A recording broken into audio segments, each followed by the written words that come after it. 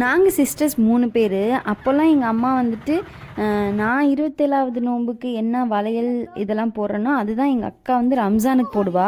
அவள் ரம்ஜானுக்கு என்ன போடுறாளோ அதை தான் நான் வந்து 27ஆம் நோன்புக்கு வந்து போடுவேன்.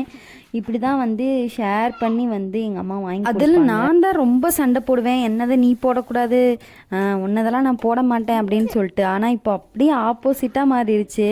ஏதாவது ஒரு பொருள் வாங்கணும்னா தேடுறது அக்காவை தான் இருக்கும்.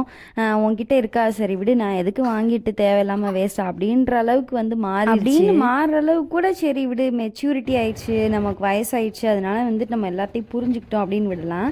இப்போல்லாம் எப்படி இருக்குன்னா, இல்லைனா கூட பரவாயில்ல, போடாமே அன்னைக்கு இருந்துடலாம், எதுக்கு அலைஞ்சு தெரிஞ்சு வாங்கிட்டுன்னு அந்த அளவுக்கு மைண்டே வந்து மாறிடுச்சு. போன ரம்ஜானுக்குலாம் நான் எதுவுமே வாங்கலையா, அன்றைக்கி நோன்பு மாதிரியே இல்லை. எனக்கு ட்ரெஸ்ஸு போடும்போது ஒரு தோடு இல்லை, வளையல் மேட்சாக இல்லை, எதுவுமே மேட்சிங்காக இல்லை. நான் பாட்டுக்கு எப்பயும் போல் வீட்டில் இருக்க மாதிரி தான் இருந்தேன். ஸோ ரொம்ப வந்து ஒரு மாதிரி நோன்பு மாதிரியே எனக்கு ஃபீல் ஆகலை.